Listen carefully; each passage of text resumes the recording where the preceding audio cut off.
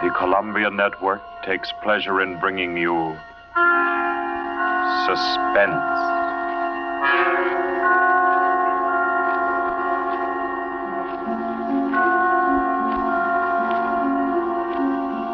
Suspense. Stories from the world's great literature of pure excitement. A new series frankly dedicated to your horrification and entertainment. Week by week, from the pick of new material, from the pages of best-selling novels, from the theater of Broadway and London, the sound stages of Hollywood, will parade the most remarkable figures ever known. CBS gives you Suspense.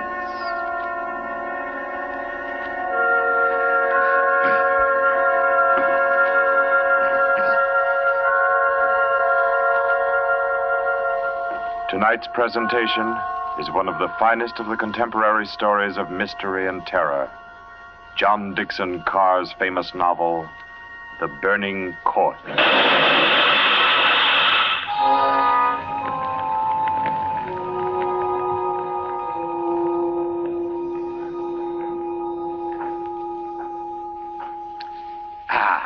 A glass of sherry by the fireside of a beautiful suburban home. What could be more comforting? You're an admirable host, Mr. Despard, and it's really a shame our first meeting is under such a cloud. It's also a shame I have so little time to tell you which one of your guests here murdered your uncle last week.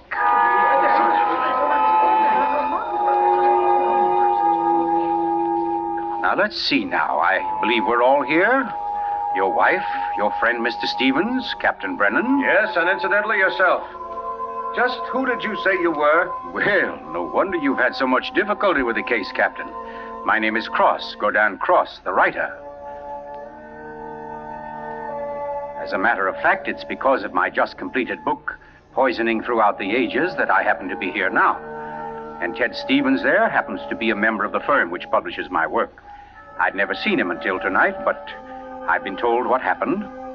This afternoon, he began reading my manuscript for the first time on the train.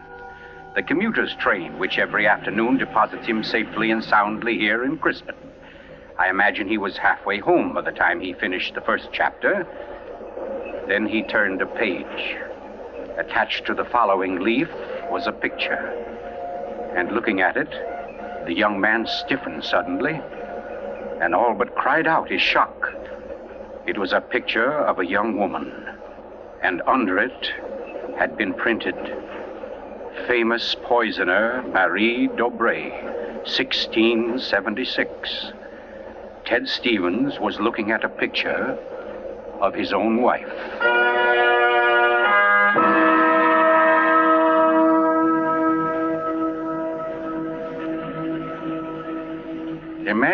Imagine his 25-year-old wife in 17th century costume. The face, the features, even a wistfulness of expression were identical. Even the name, Dobré, was his wife's maiden name. But no, that was ridiculous. This woman in the picture was, well, one of his wife's ancestors. Yes, that was it. Simply an amazing family resemblance. Marie would be waiting for him at the station, and he'd have to tell her about it. He wondered why, however, she'd never told him about. Oh, well, but you don't discuss such an ancestor, do you? Ted Stevens glanced down at the chapter to which the picture had been attached. It was entitled, The Affair of the Non-Dead Woman.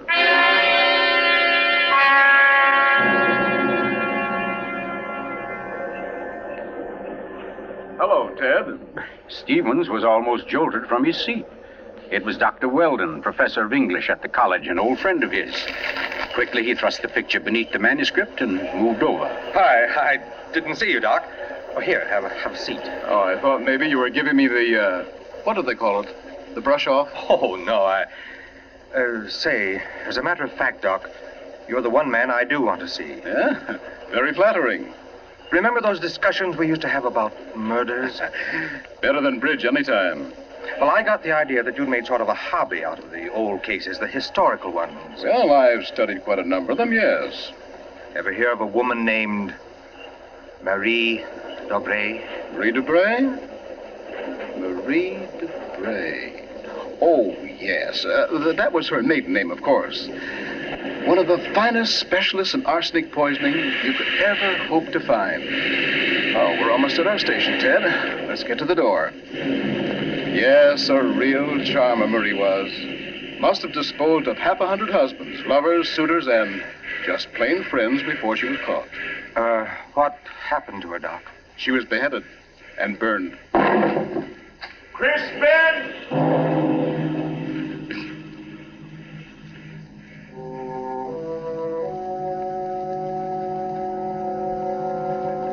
Oh, absurd, laughable. Ted Stevens kept saying this to himself, and yet what he knew was a foolish dread followed him straight through the small suburban station and clung to him as he reached the street. And there in the roadster was Marie, leaning toward him a little to hold the door open and smiling at him. Oh, Ted, what on earth are you staring at? That street light shining on your hair. I like that. Oh, you're tight. Come on, get in the car.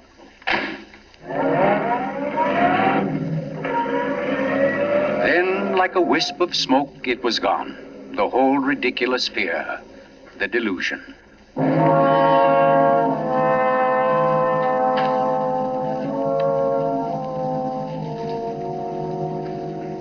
When at home, Marie brought the cocktails into the living room. The logs were burning brightly in the fireplace, throwing a soft, dancing glow upon a room that was darkening with dusk. To you, Marie. And to you, dear. As Stevens placed his glass down, he noticed the manuscript of my book. It was there on the table, right where he'd placed it when he first came in. Deliberately, he turned from it, and then turned back. The manuscript had been moved. Only an inch or so, but it had been moved.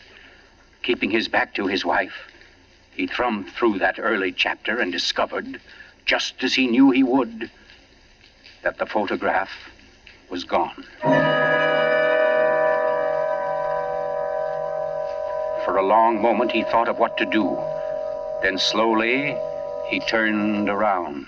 This book by Cross I brought home. Yes? There was a story of a poisoner in it. Rather funny.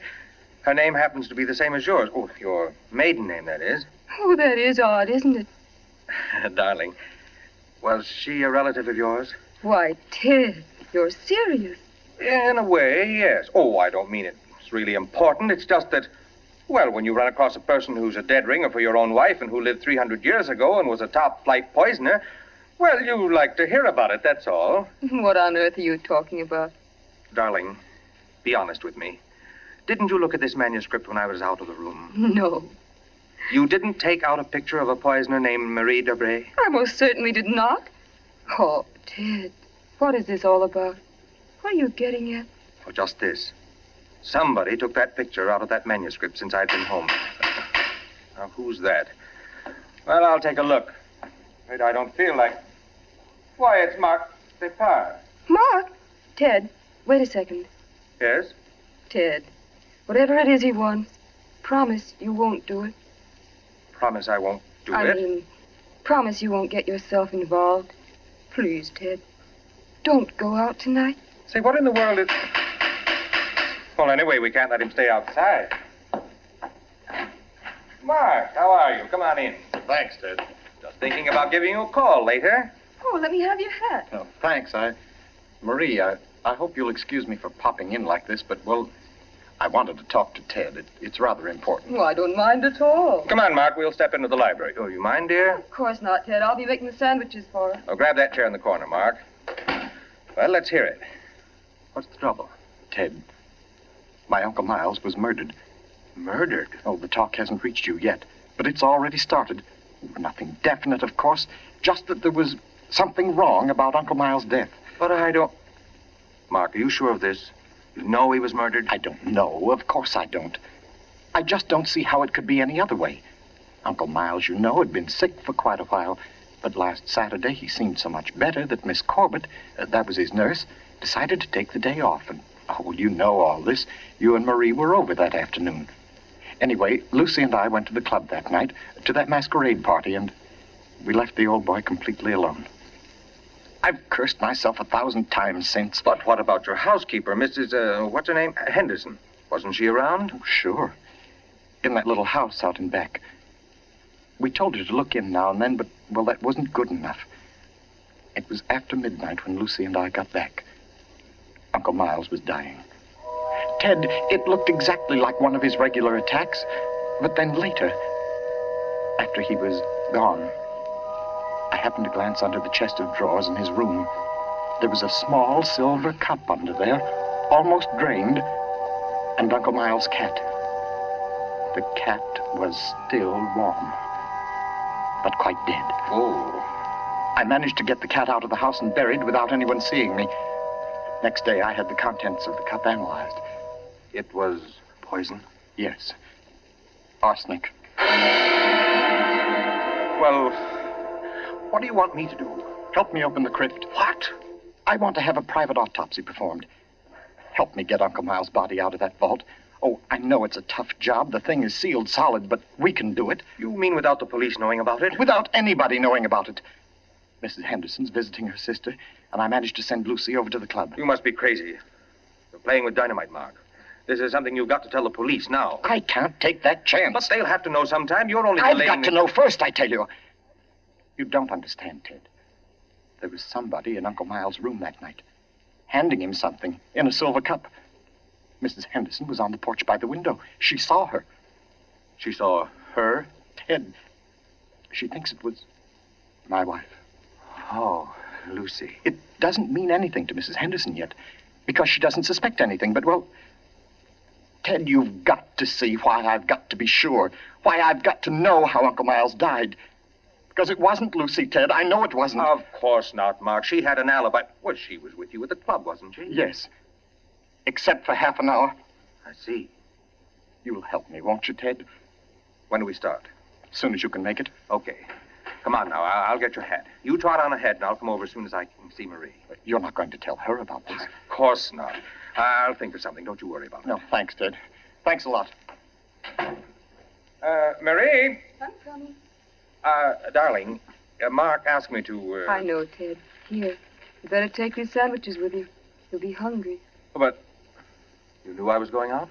Yes, I knew. You listened to us? I couldn't help it, Ted. I had an idea what Mark's visit was about. The talk about his uncle's death. There's a lot of gossip about it in the village. That's why I tried to tell you. Why I didn't want you to get mixed up in it.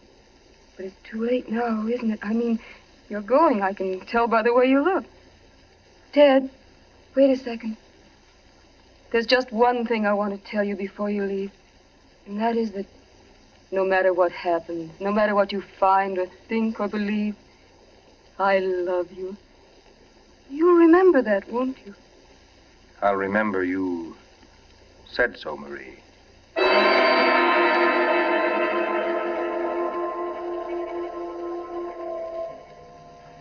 By the light of a dim kerosene lantern, Mark and Chet Stevens pounded their way through the thick shelf of rock that covered the Despard's ancestral tomb, pried open the great slab of stone which lay across the subterranean door, and then at last descended to the dank, ink-black chamber. They found the coffin. They dragged it from its crypt and placed it on the cold stone floor. They unclamped the lid and opened it. Mark! It's empty. What? That's impossible. It can't be. But it is, Mark. You know what this means? That body wasn't in this coffin when it was placed here. I'll swear it was, Ted. From the time that coffin was closed on Uncle Miles, somebody, the undertaker or Lucy or me, somebody was with it until it was buried. And the crypt was sealed right after. Then somebody beat us to it. Somebody's broken in here ahead of us. Broken in? Listen, Ted. Lucy and I have hardly left the house since the funeral. Do you think anybody could break in here, smash through that stone and cement without our seeing them or without our hearing them? Well... What? Well, you might as well come on out then. What? Who was that? Me, Mr. Despard, up here. My name's Captain Brennan. I'm from the office of the Commissioner of Police. From the... Like to talk to you if you don't mind, Mr. Despard. Here, follow my flashlight up. But I don't understand. How How did you know about this? By listening, mainly. You mind if we go up to your house, Mr. Despard? Why, no. Not at all. Oh, thank you. Oh, Freddie. Look here, Captain. Freddie, this is Mr. Despard, Lieutenant Gray. Glad to know you, Mr. Despard. And Mr. Ted Stevens, isn't it? Well, how did you know my name? Very simple. I got the names of everybody who was here at the Despards the day the old man died. You and your wife were included. Oh, here we are. But I don't... Captain, who gave you those names? Why, your housekeeper, of course. Mrs. Henderson? You didn't think Mrs. Henderson saw the dead cat, did you, Mr. Despard? But she did. She also saw you bury it. And we've been interested in the case ever since. Well, nice place you have here, Mr. Despard. Now, let's see. According to Mrs. Henderson, your wife was wearing some kind of a masquerade costume that night. What kind of a thing was it? Well, it was a... Oh, there, you can see it. It was copied from the dress in that old painting over there. Oh, yes. Funny, where's the woman's face? It's always been that way, long as I can remember. Somebody must have thrown acid on it or something. Can't blame them much. She was a poisoner. A poisoner? Yes. The story goes that one of my ancestors was responsible for her execution. Marie Dobray, her name was. Oh, yes, I've read about her. Learned all her poison tricks from one of her lovers, guy by the name of Godin Croix. Oh, yes, Mr. Stevens. We cops read now and then. Did you say Godin Croix? That's French. We call it cross. Absolutely no limit to a cop's education, is there? But to get back to your wife, Mr. Despard, she was dressed like the famous Marie. Now, when Mrs. Henderson looked through that window... Just a minute, Captain. Mrs. Henderson can't prove she saw a thing, and you know it. What do you mean? I mean you haven't any right to insinuate that my wife was in that room. Well, who's insinuating? I'm trying to say that Mrs. Henderson, after thinking it over, realizes she was tricked by the costume. The woman she saw in the funny clothes, handing the cup of poison to your uncle, wasn't your wife at all. What? Because your wife is an unusually tall young woman. And the one Mrs. Henderson saw was fully half a head shorter. More on the order, let's say, of Mr. Stevens' wife. My wife? Captain, this is absolutely ridiculous. Well, I don't know. Why, what's the matter, Mr. Stevens? You're trembling like a leaf. Tell me now, just for fun, where was Mrs. Stevens that night? She was home with me. The whole evening? Certainly. She retired early? Yes, we both did. You, I suppose, were sound asleep by midnight. Yes, I was. Then how do you know where your wife was? Well, Look here, Stevens. She had to have a costume that would match Mrs. Despard's. How did she manage that? Where did she get it? Well, she never had one. She never had a dress like that. And what about her motive? Why did she poison him? I don't know. Not for money, certainly. Then what was it? Hate? Did she hate Miles Despard? Yes, she did. No. Oh, I don't know. I don't know, I tell you. Brown, Yes, Freddie. I phoned and got hold of Mrs. Despard and the nurse, all right. That Mrs. Stevens, I couldn't reach her. Her phone won't answer. Okay, have her picked up. I'm going home. Stevens, come back here. I'm going to get my wife. Want me to stop him, Brennan? No, go.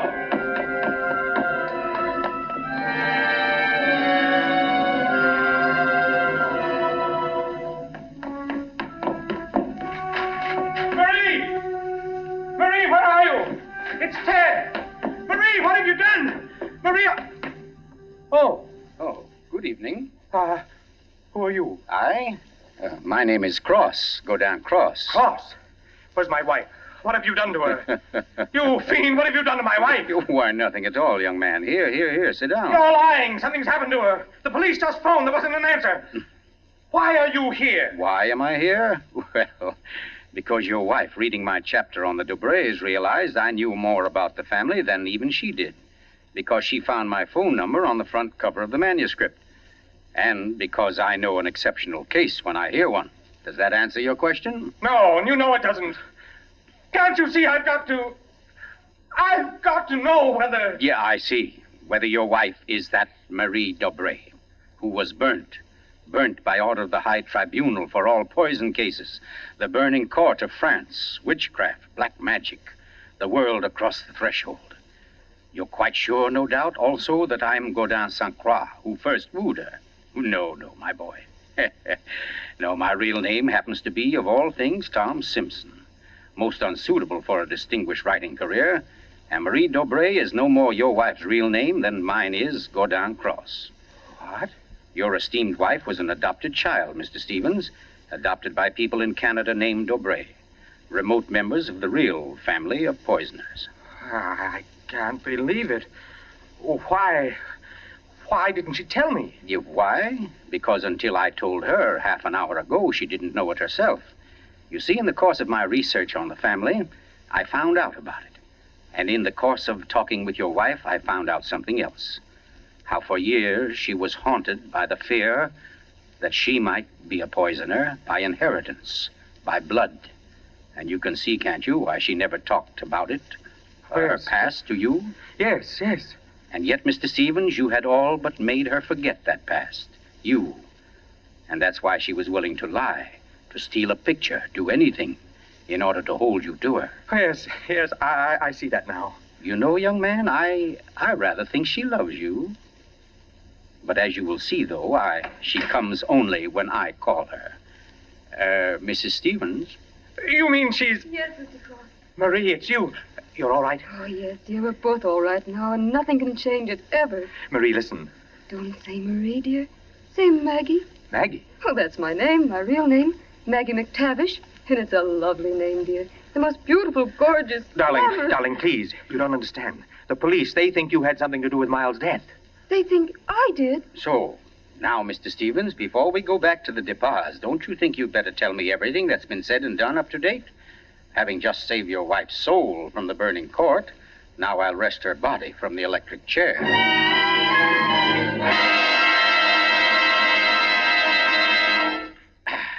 Yes, Mr. Despard, truly excellent sherry. Don't you think so, Miss Corbett? Yes, it's very nice. Well, that, ladies and gentlemen, is how I happen to be here. So let us consider first that supernatural hocus-pocus in the crypt. That body that walked out of the sealed tomb. That body that never was in the tomb. Never was in the tomb? No, Mr. Despard. The murderer knew that very soon Mrs. Henderson's story would bring about an investigation. He had to get rid of the well-known corpus delicti. Yes, but who could have kept the body out of the tomb? Who, Mr. Despard? Why, you, sir. What? I don't understand. Well, it's very simple. You had the opportunity. I believe you said yourself you were alone with the body before the burial. And you had the strength. I dare say you carried it down to the furnace, where it's now probably nothing but ashes. Ridiculous. Why would he spend an hour smashing into a crypt for a body he knew wasn't there? Why, Captain? To impress Mr. Stevens, his witness. And also, apparently, you. Oh, that's perfectly fantastic. Fantastic? Oh, no, Lucy. Just comic.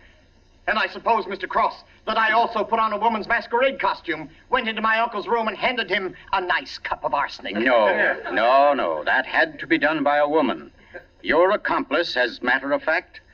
Oh, now, come. You mustn't all look at Mrs. Despard, because Mark Despard's one noble act was his frantic effort to prevent his wife from being charged with the crime. A crime which he and Nurse Myra Corbett committed. Myra Corbett? Why, you... Yes, sir. Yes, Mr. Stevens, this quiet little lady beside me. Why would I do such a thing? Money, Miss Corbett. A cutout of Mark Despard's inheritance. Payments for services rendered. That's an absolute lie, Cross. You see, ladies and gentlemen, Captain Brennan never bothered to check Miss Corbett's whereabouts on the night of the murder.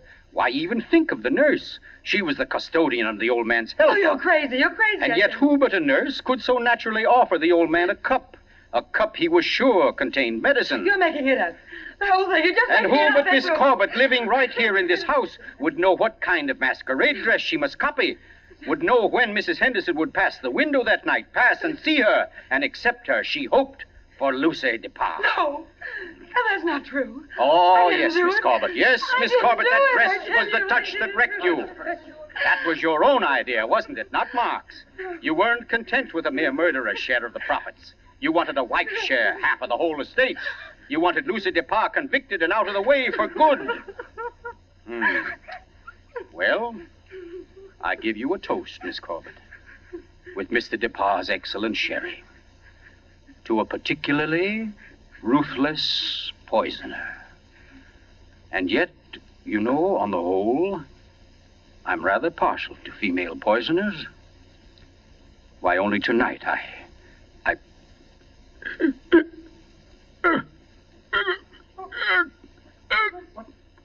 Get back here. Here, let me get to him. Mr. Cook, What's the matter, Brennan? this man's dead. Dead? And from cyanide, if I know anything. Cyanide from that glass of sherry. Cyanide that a nurse could get quite easily. That glass was right beside you, Miss Corbett, and nobody else was near it. Too bad he didn't drink it as soon as you hoped. A second ago, we had nobody to use against you. But we have now, Miss Corbett. We have now. And I arrest you for the murder of Gordon Cross.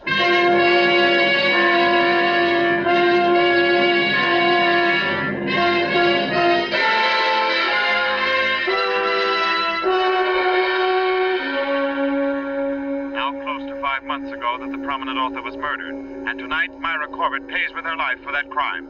The former nurse, at first protesting her innocence, in recent Yes, weeks has grown... I'm in here, dear. Oh. I thought you might... Oh, what did you cut it off for? Huh? What do you mean? The radio? Oh. Oh, yeah, well, I thought you wanted to talk. Oh, Ted, don't you think I know you better than that? What was on the radio? Well, there wasn't any... Okay. It was about Myra Corbett. She goes to the chair tonight. Oh, I didn't think you wanted to be reminded. I don't really. But making such an effort to hide it only keeps it alive, doesn't it?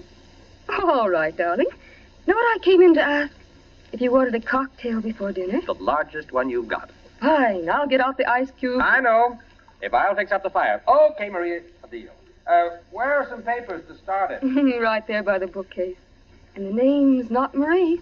It's Maggie. Because, darling, Marie's dead and gone forever.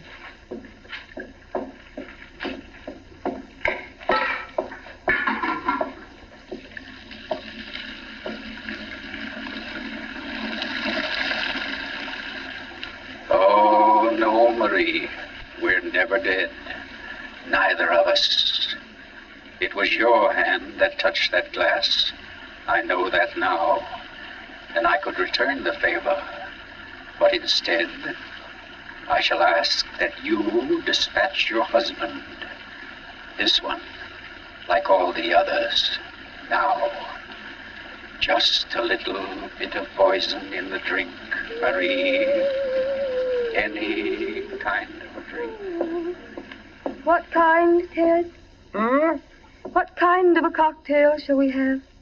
Oh, any kind, darling. Any kind at all.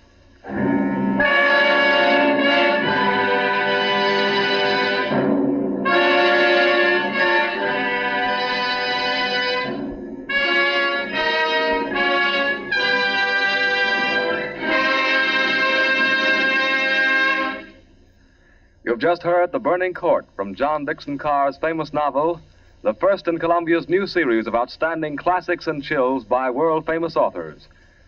Tonight's play, ladies and gentlemen, has one rather special significance we think you'd like to know about. As you perhaps have heard, every fine comedian is said to cherish a secret desire to do an abrupt about-face. He pines for the part of a blackguard. Well, tonight you witness the fulfillment of one such desire.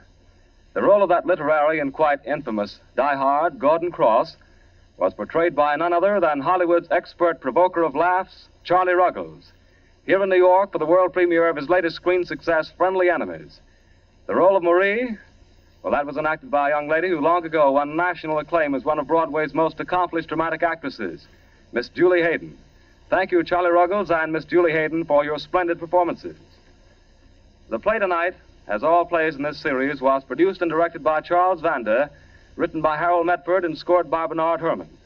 Next week, we bring you an intensely exciting and moving drama, The Life of Nellie James. This is the Columbia Broadcasting System.